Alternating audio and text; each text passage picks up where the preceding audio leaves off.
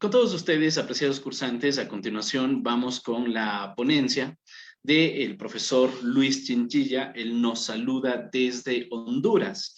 Él es abogado con honores por la Universidad Nacional Autónoma de Honduras, becario del Centro de Derechos Humanos y Pluralismo Legal de la Universidad McGill, Canadá, en el Máster de Derecho Ambiental. Tiene más de 6 años de experiencia en derechos humanos, la mayoría de los cuales se ha desempeñado como funcionario público de la Secretaría de Derechos Humanos de Honduras. Ha sido coautor de 2 amicus curiae ante la Corte Interamericana relativas a las opiniones consultivas 2317 y 2417.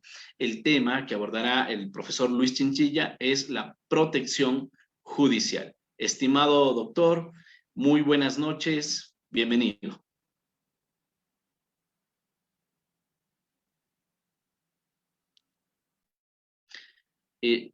Su micrófono, doctor.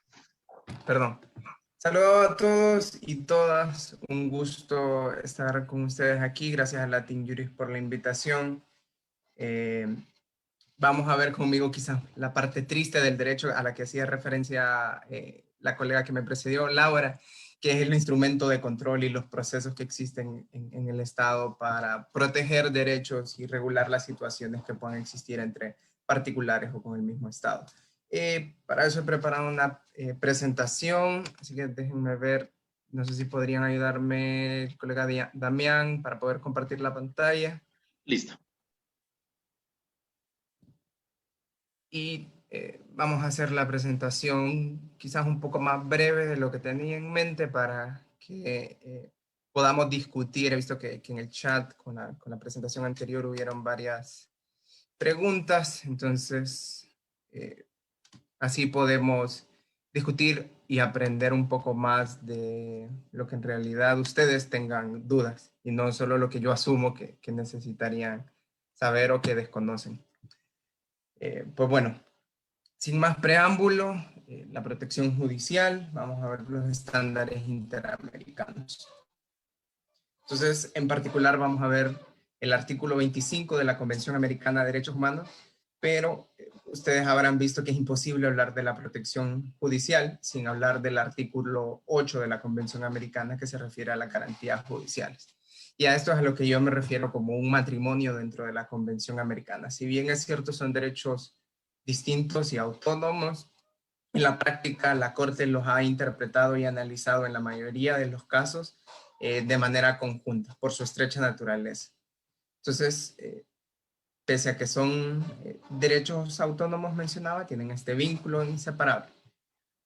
También la protección judicial se aplica en todos los procesos judiciales, valga la redundancia, incluida la revisión de actos administrativos. Y otro tercer punto que vamos a ver es la función de la protección judicial del Estado como, de cierta manera, el firewall o la barrera que deben de pasar las personas para llegar a acceder al sistema interamericano de derechos humanos. Escuchamos todos un caso o diferentes casos relativos a la protección de personas LGBTI y cómo debían de agotar ciertos procesos judiciales a nivel interno previo a llegar a la instancia interamericana. Entonces este derecho funciona también para el Estado para evitar llegar ante el sistema interamericano donde pueda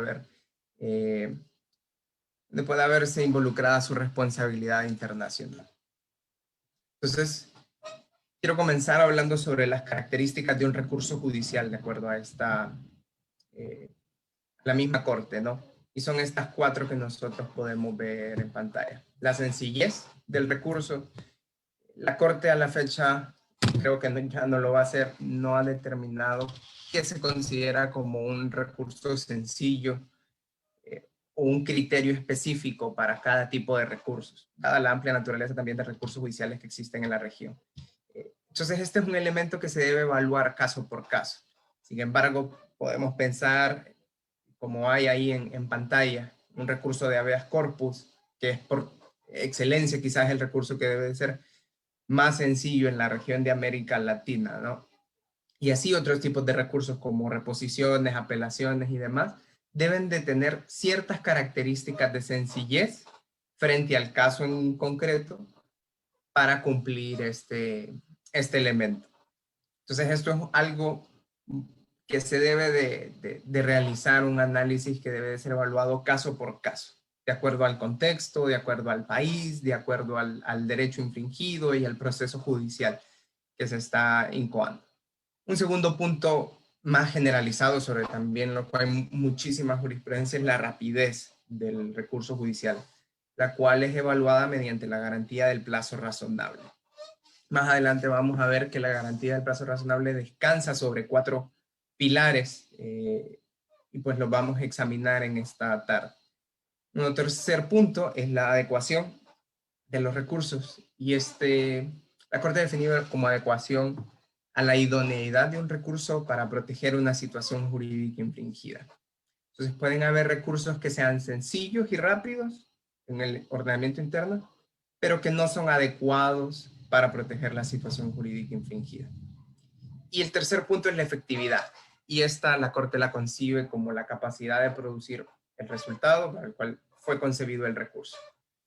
Vamos a ver también que la contraposición de esta doctrina de la efectividad es lo que se conoce como un recurso ilusorio.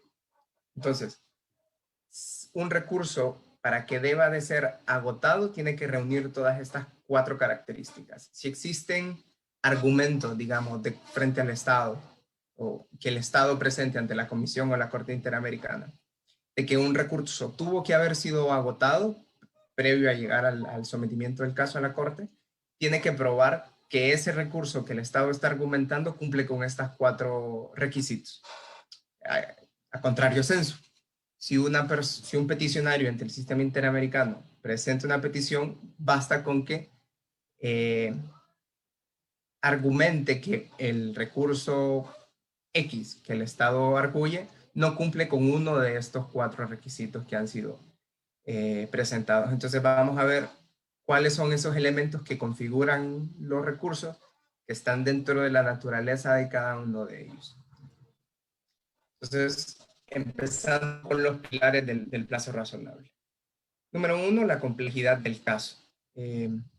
La Corte ha definido que, bueno, este es un análisis que también es un poco ad hoc, caso a caso, pero la complejidad se refiere a la capacidad que pueda tener la agencia estatal en el caso de una investigación criminal, por ejemplo, o en la determinación de un derecho, qué tan difícil es o nuevo es ese problema jurídico ante el cual la Corte se está enfrentando o que el Ministerio Público, la Procuraduría de la República, dependiendo del órgano, dependiendo del estado que se trate, se encuentra para investigar este tipo de delitos. Entonces, se analiza de esta manera qué tan complejo es el caso. Y ese es el primer punto que se debe de tener en cuenta. El segundo es la actividad procesal del interesado. Con esto nos referimos a la capacidad o al accionar que tiene el apoderado legal de la presunta víctima o de la víctima de una violación a derechos humanos. Por ejemplo, para los que litigan, no va a ser común que a veces abogados de la parte accionante o demás utilizan la interposición de ciertos recursos como una estrategia para dilatar un proceso legal. Entonces, si la Corte Interamericana determina que la parte peticionaria acciona de manera excesiva cierto tipo de recursos o recurre por muchísimos, todas las resoluciones, digamos, todos los autos que emita un órgano jurisdiccional, pues va a tener una ponderación diferente en caso de que una persona, de que un peticionario sea más estilizado y más concreto con sus argumentos legales y con los tipos de recursos que está presentando. El tercer punto es la conducta de las autoridades judiciales.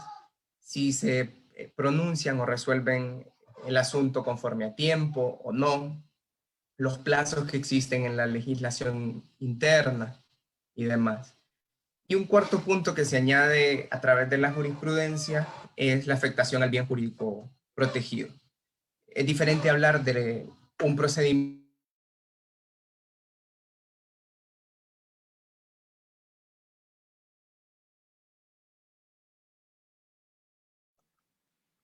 Doctor.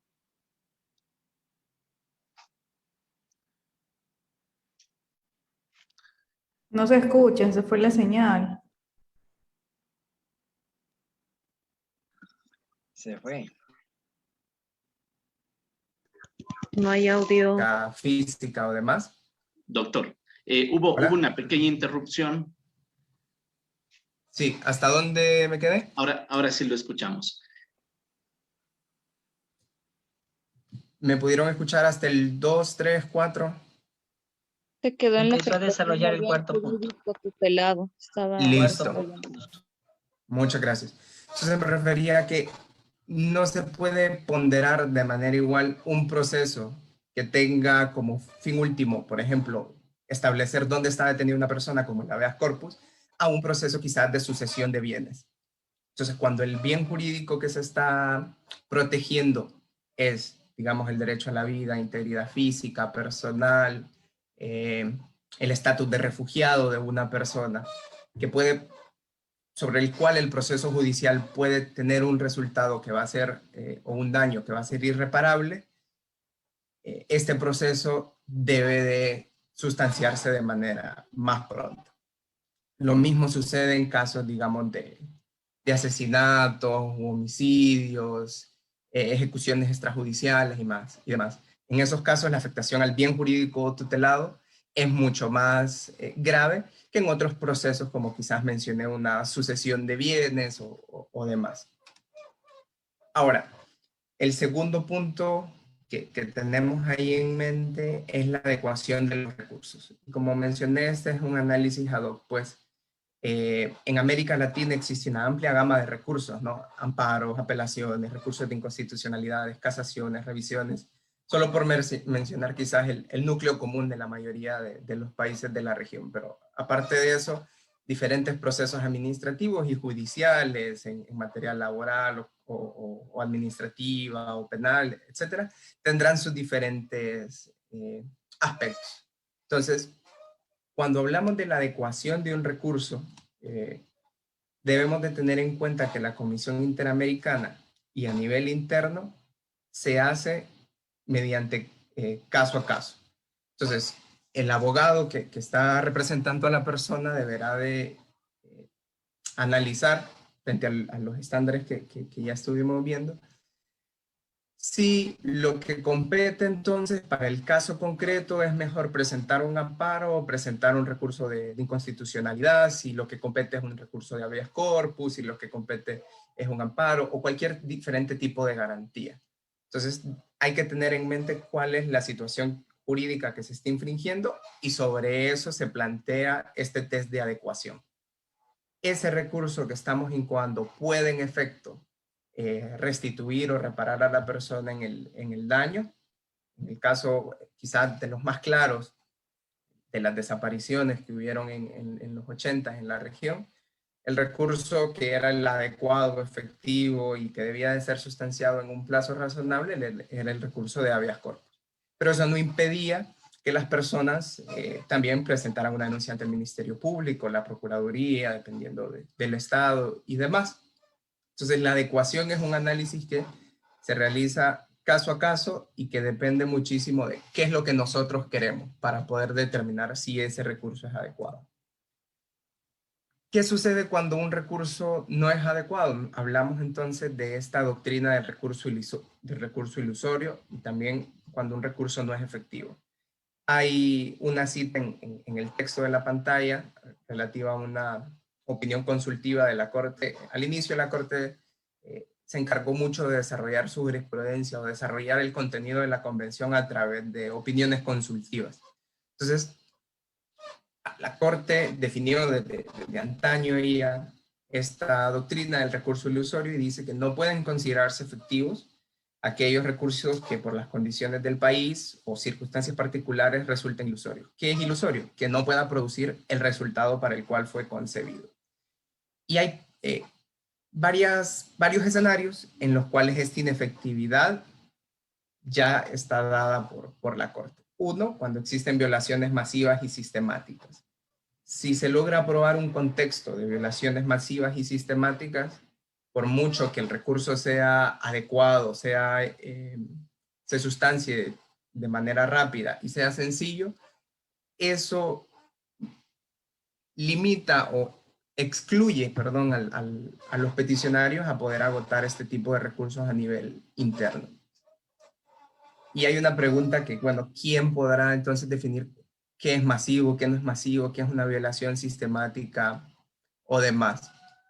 Pero para eso tendríamos que tener toda una tarde más hablando sobre las violaciones a derechos humanos que pudieron existir en los 80s, en la región, las dictaduras, los casos de genocidio y demás. El segundo punto, en casos de detenciones extrajudiciales. En tercer punto, cuando el Estado mismo es quien obstaculiza la tramitación del recurso. Y con estos puntos no quiero decir que solo que el peticionario pues solo deberá de argumentarlo, sino que también deberá de haber cierta prueba circunstancial y para el caso en específico de que estos escenarios son los que se circunscriben para no agotar el recurso. Un escenario también claro es cuando dicho recurso no existe. Entonces, si el bien jurídico que yo estoy intentando tutelar, el Estado no ha definido un proceso judicial para proteger ese derecho, pues por obvias razones no tengo una instancia a qué recurrir o ante quién agotarlo y estoy exento de pasar esa prueba, de llegar al Poder Judicial y de sustanciar mi caso a nivel interno y podría, digamos, saltar un poco el proceso para llegar a nivel interamericano. Y número 5, cuando existen tasas de justicia u honorarios que son excesivamente altos. Este punto lo van a ver relacionado con el artículo 46.2 de la Convención que habla sobre las circunstancias en las cuales una persona no debe de agotar los recursos de jurisdicción interna. Y en su momento la Corte definió que las personas, por ejemplo, en situación de mendicidad o que no tienen acceso a un abogado por su condición de mendicidad o por temor generalizado de representar su causa, están también exentas de agotar un proceso judicial a nivel interno previo a llegar al sistema interamericano. Ahora,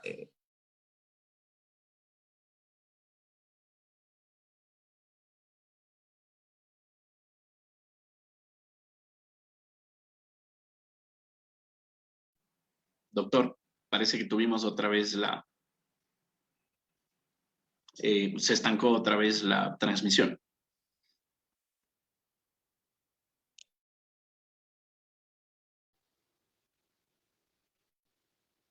hay que sustanciarlo conforme a estas garantías ya establecidas en la Convención.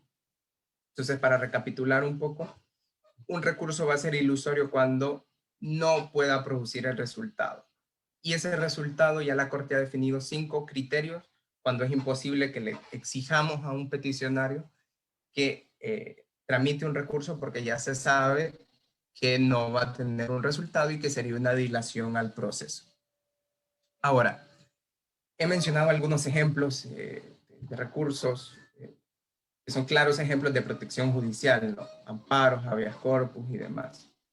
Y esto hay que tener en cuenta el contexto en el cual se dio la Convención Americana, ¿no? La Convención Americana fue creada en un contexto muy duro de dictaduras y su contenido refleja una gran preocupación por estos derechos civiles y políticos. Y verán por ahí también una cita de la Corte Interamericana en su opinión consultiva 887 sobre las garantías indispensables para la protección de varios derechos, ¿no? Hay derechos que no se pueden suspender y esos derechos están contenidos ahí en el artículo 27 y frente a esos derechos también deben de establecerse procesos judiciales para protegerlos, cuyos procesos judiciales tampoco podrán ser suspendidos por ningún tipo de estado de excepción o demás. Ahora, otro concepto que quisiera hablar, ya para ir concluyendo, es la debida diligencia. Y bueno, ese quizás es el talón de Aquiles en la mayoría de los estados en la región cuando hablamos de procedimientos judiciales. el deber de investigar. Y generalmente cuando, en mi caso que me tocó representar al Estado de Honduras ante la Corte Interamericana, nos gusta quedarnos solo con la primera frase de la cita, que es una obligación de medios y no de resultados. Pero nos olvidamos un poco de todo el contenido detrás de este proceso. Y es que esta obligación debe ser asumida como un deber jurídico propio y no como una simple formalidad, ¿no? No podemos solicitar una investigación judicial de homicidios, asesinatos, ejecuciones extrajudiciales, violaciones a cualquier tipo de derecho humano en la gestión de los particulares. No es que no presentó la denuncia, no se constituyó como creyente, no presentó declaración, no aportó prueba al proceso, etcétera, etcétera. Entonces no debe de quedar como este proceso que esté solo a iniciativa de las víctimas o de sus familiares, ¿no? Además, esta investigación debe de ser seria, objetiva, eficaz, y hay 6 pilares también sobre los que descansa este deber de debida diligencia, que Sigil tiene un libro en el cual los detalla, digamos, de manera exquisita quizás. Entonces, esta investigación, mencioné, debe ser seria, objetiva, eficaz, debe de estar orientada a determinar la verdad de lo que pasó, aunque no toda investigación pueda llegar a la condena de las personas que cometieron un delito X, ¿no? Pero sí tener en cuenta que debemos de fijarnos en la persecución, captura y el enjuiciamiento, castigo de los autores. Y recientemente la Corte ha incluido no solo el castigo, sino también la reparación de los hechos que sucedieron. El último, ya para ir concluyendo, quiero hablar y he centrado quizás un poco esta presentación en el carácter procesal del artículo 25 de la jurisdicción interamericana. Y no solo en el proceso interno, porque entiendo que los estados son tan diversos y tan plurales que hablar quizás del contexto hondureño, del contexto mexicano, peruano, no se puede extrapolar o no podamos transferirlo muy bien a otras latitudes. Pero sí, todos compartimos el sistema interamericano, el mismo juez o los jueces nos evalúan a todos frente a estos parámetros. Entonces, cuando me refiero al carácter procesal del artículo 25, debemos de considerar estos 2 artículos de la Convención Americana que para el momento de interpretarlo. El artículo 46.1 y punto 2. Se habla, y es un requisito previo a interponer una denuncia, que hay que interponer y agotar todos los recursos de jurisdicción interna. La Corte ha definido que esos recursos deben de ser los adecuados y efectivos. Ya hablamos de cuál es un recurso adecuado y cuál es un recurso efectivo. Pero hay ciertas excepciones en los cuales el cumplimiento de este deber no se exige. El primero es, ya vimos en uno de los casos, en la parte del recurso ilusorio, que no exista dicho recurso a nivel interno. En segundo lugar, que no se haya permitido a la víctima el acceso al recurso. En el caso de que una persona haya estado, por ejemplo, detenida de manera extrajudicial o que esté, por ejemplo, privada de su libertad y que no se le permite el acceso a un abogado o a las sesiones con el juez de ejecución de su pena o demás. Y 3, que hay un retardo injustificado. ¿Cómo valoramos el retardo injustificado? ¿Cómo lo valora la comisión y la Corte de cara a la garantía del plazo razonable? ¿Qué tipo de derecho estamos hablando? ¿Cuál fue el accionar de la parte interesada? ¿Cuál fue la conducta de las autoridades judiciales? Y todos esos procesos se evalúan para saber si hubo o no un retardo injustificado. Entonces es imposible decir que el paso de más de 6 meses o 1 año o 6 años o X cantidad de tiempo pueda calificar como un retardo injustificado a la justicia sin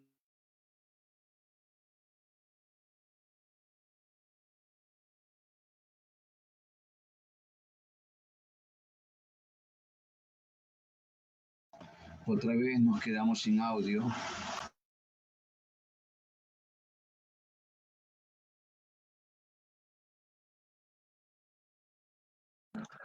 Doctor, Se fue doctor, el ¿nos audio. escucha? Vaya, al parecer ha habido un problema de conexión con el caso con la ponencia del doctor, porque justamente estaba compartiendo, ya lo veo por aquí otra vez. Aquí está. Doctor, buenas Me noches. quedé otra vez, no sé qué está pasando. Sí, sí, sí, se perdieron Volvemos. las... Ya, no pasa nada. Igual aquí en mi casa está cayendo una lluvia, tal vez eso influye un poco en la señal seguramente. Puede ser, sí. Entonces, hablaba de estos 5 criterios en los cuales no se exige a una persona que cumpla con el procedimiento, con todo el procedimiento a nivel interno. Ya para ir concluyendo asuntos varios que quisiera tratar. Un punto clave es las amnistías. Las amnistías han sido, la Corte ha tenido una posición muy fuerte frente a amnistías a nivel interamericano y ha considerado que si una amnistía está relacionada a una violación a derechos humanos, es incompatible con la Convención Americana. Entonces, por ejemplo, las amnistías en el caso de Honduras, después del golpe de Estado en 2009, o de cualquiera de los otros países que involucren violaciones a derechos humanos o que hay una resolución judicial que diga que no se va a continuar un procedimiento de justicia por producto de esa amnistía es incompatible con el sistema interamericano y producto de esa resolución el Estado pone en juego o en riesgo su responsabilidad internacional. Un segundo punto que quiero hablar es el tema de pueblos indígenas y acceso a la justicia. Y aquí es un tema de adecuación del proceso un poco a las características, a la cosmovisión de los pueblos indígenas, a acercar la justicia occidental y este sistema centrado en Europa que recibimos o que importamos a cosmovisiones indígenas. Aquí, por ejemplo, han habido bastantes desarrollos, más que todo en el sistema de tipo soft law o de derecho suave o blando, como se le conoce, y podemos enumerar quizá a nivel interamericano las reglas de Brasilia sobre acceso a la justicia. El punto clave con los pueblos indígenas es que no debemos de pensar erróneamente como se ha hecho por siglos, que tienen las mismas tradiciones y que debemos evaluarlos igual. Y hay que acomodar quizás un poco los procesos para que respondan a esas cosmovisiones de ellos. Tercer punto es el derecho a la verdad. Hablaba anteriormente que el deber de investigar de un Estado debe estar orientado a conocer la verdad de lo sucedido. Y esto tiene 2 dimensiones, una colectiva y una individual. Una individual en el sentido de que yo como individuo, familiar y demás, tengo derecho a saber lo que le pasó a mi pariente, a mi cónyuge, a mi vecino, etc. Y una dimensión colectiva, donde todos como sociedad tenemos derecho a saber qué sucedió en una situación determinada. Y otro punto es en el caso de crímenes atroces, desaparición forzada y ejecuciones extrajudiciales. En esos casos, las garantías que acabamos de ver de adecuación y efectividad pasan, digamos, por un escrutinio mucho más duro de la Corte Interamericana que en otros casos que no involucran violaciones tan graves o que la norma, que el bien jurídico tutelado pues no está en la misma escala que la vida, la libertad, la integridad y demás. Entonces, esos son algunos puntos que quisiera mencionar y dejo ahora el espacio para que compartamos en las preguntas y con gusto puedo responder las dudas que ustedes tengan. Muchas gracias.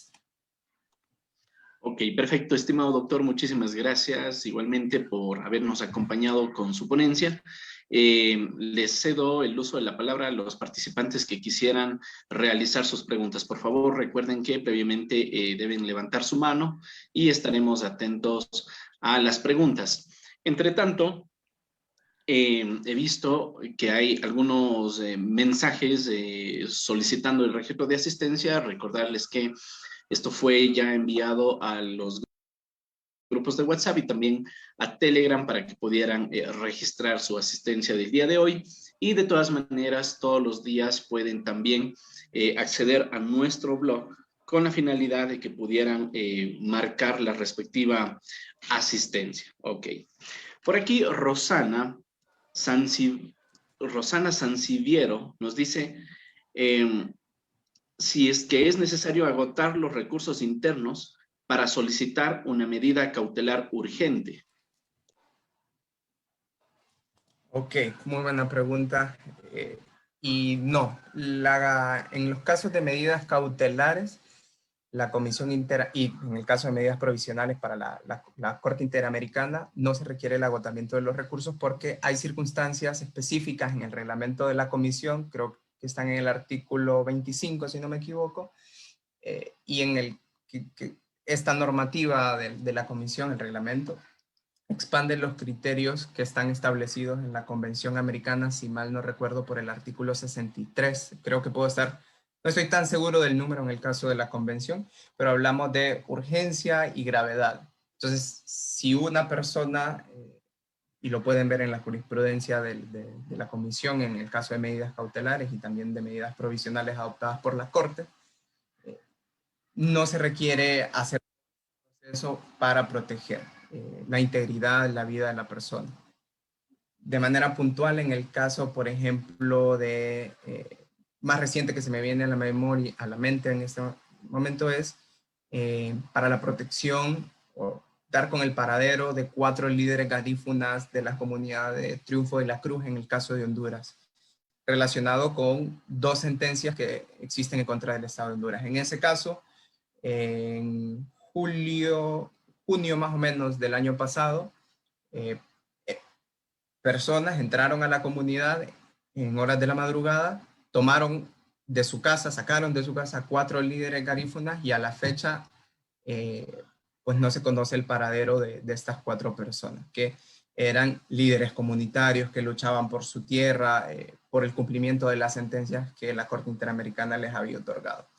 En esos casos no es necesario ir al Ministerio Público, presentar la denuncia, después esperar 3, 4 años para ver dónde están, ir a presentar un habeas corpus. La comisión puede actuar de inmediato y en ese caso la Corte actuó de inmediato porque es un caso que tiene expediente en etapa de supervisión de cumplimiento. Perfecto, doctor. Tenemos una pregunta de Cristian David Díaz. Lo escuchamos, Cristian. Buenas noches, ¿se me escucha bien? Sí. Para pedirle el favor a Luis, es decir, podría volver a explicar el tema de miedo generalizado que estábamos analizando en el artículo, cuando estamos analizando el artículo 46. Es que en esa parte como que se cortó el audio, entonces no lo puedo entender muy bien. Gracias. Con el mayor de los gustos.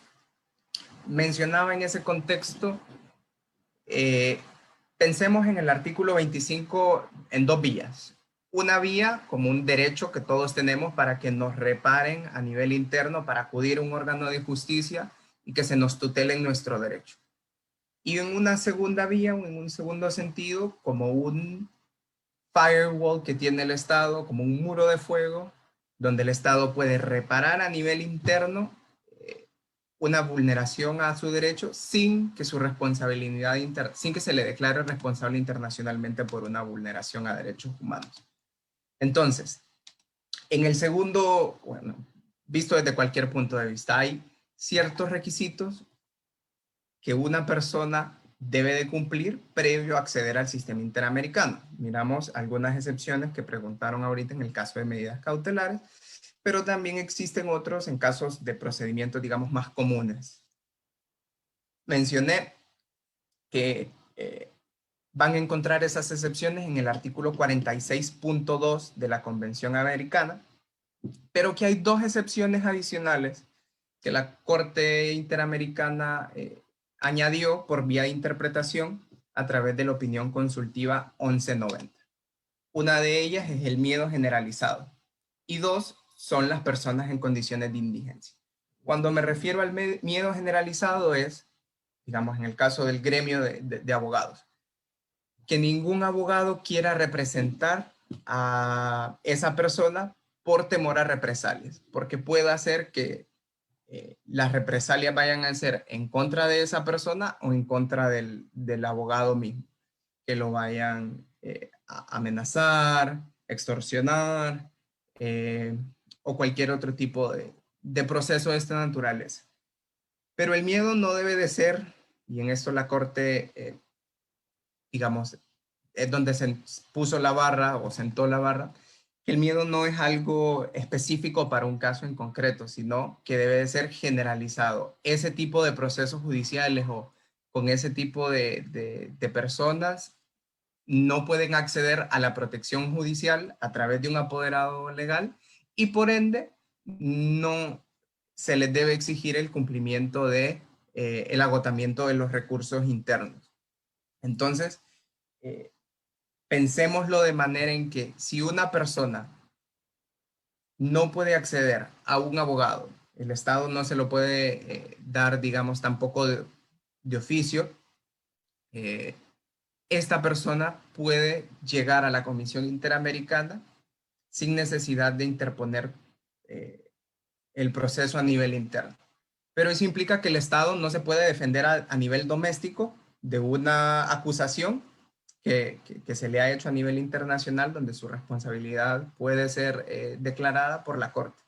Entonces, es un arma, o debemos de verlo en esos dos sentidos. En el sentido individual, que yo tengo derecho como ciudadano, como individuo, como persona, por mi dignidad, para que se me tutelen en mis derechos y acudir a un órgano judicial para que se determinen las condiciones de mi derecho. Y dos, que el Estado también tiene este deber, y este deber sirve como una barrera para acudir al sistema interamericano. Y que en estas excepciones que mencioné, yo como individuo no estoy en la obligación de cumplir con esa, digamos, puedo saltarme esa barrera que el Estado ha puesto porque la Corte me ha determinado a mí, o que en esa circunstancia hay ciertas características que me van a impedir llegar a la protección judicial, que aunque inicie un proceso, ese proceso va a ser infructuoso, va a ser ilusorio, voy a perder tiempo, quizás hasta pierda la vida, mi integridad o demás, y en ese sentido no estoy obligado a interponerlo. Perfecto, estimado doctor. Muchísimas gracias por acompañarnos. Estamos precisamente sobre la hora, así que pues le quedo sumamente agradecido y le cedo la palabra para que pudiera despedirse de esta audiencia. Bueno, muchas gracias a la organización Latin Juris por la invitación, a todos ustedes por estar presentes, por sus preguntas. Estoy muy complacido de haber estado en esta tarde compartiendo con ustedes y le he compartido también al doctor Damián la presentación para que se las pueda compartir una vez que terminen esta sesión. Así que hasta luego, cuídense y disfruten la noche. Feliz semana. Muchísimas gracias, igualmente para usted, estimado profesor. Ok, a continuación les pido por favor a los cursantes que pudieran mantener sus cámaras